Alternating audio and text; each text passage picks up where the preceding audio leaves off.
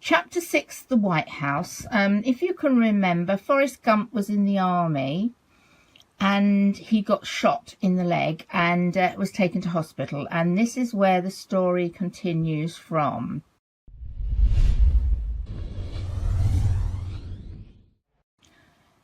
So, Chapter 6, The White House. I was at the hospital for 2 months. After the first few weeks, my leg was getting better. And one day I went down into the little town to the fish market. I brought some shrimps and one of the cooks at the hospital cooked them for me. 2 days later I went back to the fish market and talked to a man who was selling shrimps. "Where do you get them?" I asked. He immediately started talking fast in a language that I couldn't understand, but he took me somewhere, past all the boats and the beach. Then he took a net and put it in the water. When he took it out again, it was full of shrimps. Every day for the next few weeks, I went with Mr. Chai, that was his name, and watched him while he worked. He showed me how to catch shrimps in the net, and it was so easy that an idiot was able to do it, which I did. Then one day I got back to the hospital and a Colonel Gooch said, "Gump, we're going back to America together. We're going to see the President of the United States, and he's going to give you a medal because you were very brave." There were about 2,000 people waiting for us at San Francisco Airport when we got off the plane. What a surprise! A lot of them had beards and long hair.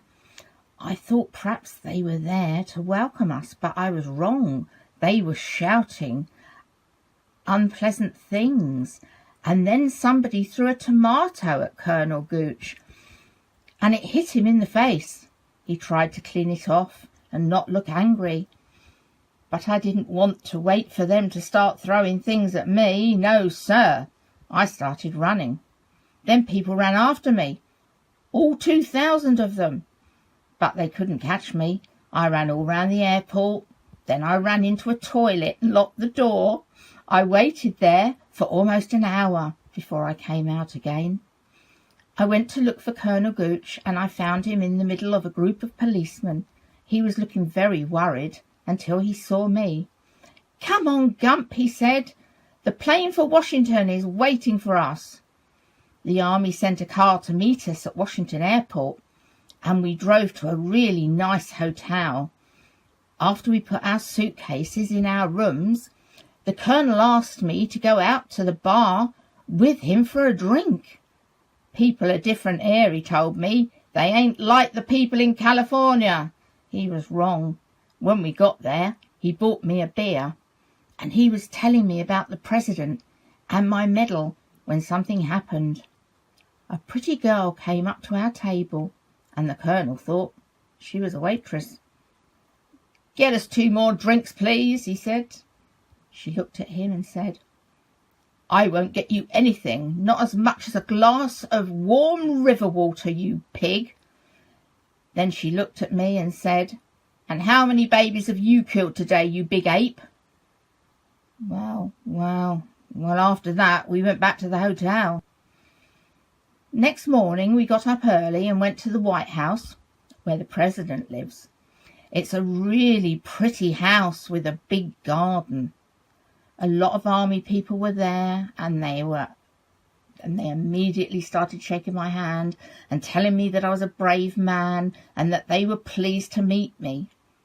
The president was a great big old man who talked like somebody from Texas, and there were a lot of people standing round him in the flower garden. Then an army man started to read something, and everybody listened. Everybody but me, because I was hungry and wanted some breakfast. At last the army man finished reading, and then the president came up and gave me the medal. After that he began to shake my hand.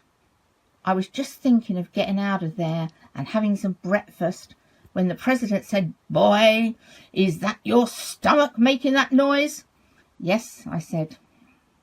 "Yes, And the president said, "Well, come on, boy, let's go and get something to eat." And I followed him into the house, and a waiter got us some breakfast. The president asked me a lot of questions about Vietnam and the army, but I just said, "Yes, it's okay," or shook my head to say no. And after several minutes of this, we were both silent. "Do you watch the TV?" the president asked suddenly. So me and the president of America watched TV while I ate my breakfast. Later, when we were back in the garden, the president said, "You were hurt, weren't you, boy? Well, look at this." And he pulled up his shirt and showed me the place on his stomach where he was hurt once. "Where were you hurt?" he asked me. I pulled down my trousers, turned round, and showed him.